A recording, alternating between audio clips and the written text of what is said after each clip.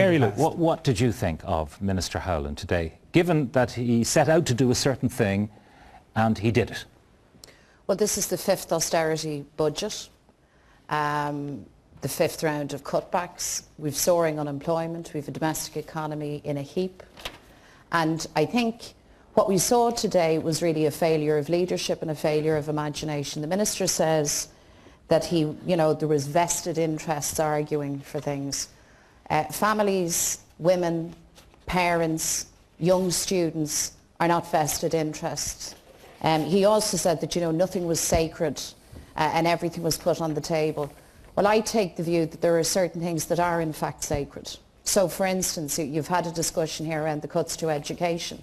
If we're serious about a knowledge economy, if we're serious about a really productive, innovative economic model, you have to invest in education.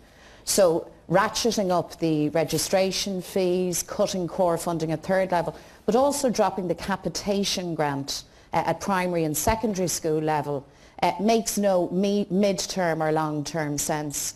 The government made a play of the fact that they hadn't touched social welfare. Well, they have. And one-parent families know all about that, and there's been a change to job seekers' allowance. And in respect of disability allowance, young disabled people, their allowance is in fact to be cut. That's right. So, if you're under 25, I think that... well, 16 and 17-year-olds and it's graduated and so on. So today really was decision time for the government. They could choose to go along the path of Féin fall. That's what they chose to do. But they could have been actually courageous and bold and chosen something different, and something that was very, very unapologetically geared at protecting the living circumstances, but also the spending power of low and middle income people. They didn't do this. And I have to say this, just while I have this spake, I think the budget, in particular in respect of children and women, has been a really negative one. I mean, there's been cuts to funding for, I heard a spokesperson from the National Women's Council, their budget has been slashed by 35%.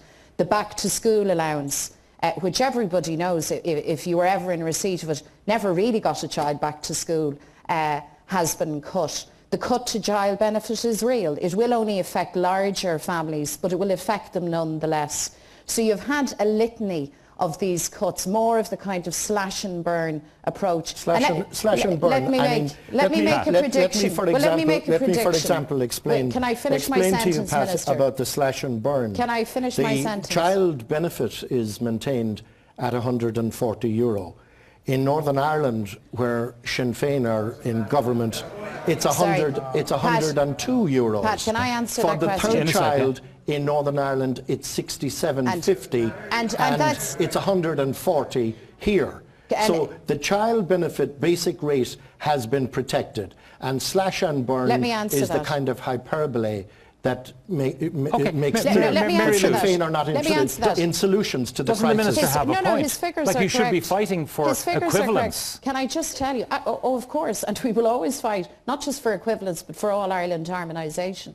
It may interest the Minister to know that the Assembly doesn't set the child benefit rates. And in fact, if he had done his research properly, he'd know that the office that deals with child benefit in the North is based in Newcastle upon Tyne. It is a function of partition. But Mary Lou, I don't find it. You know, I'm a Republican. I'm for a united Ireland. We've had this debate about how much control.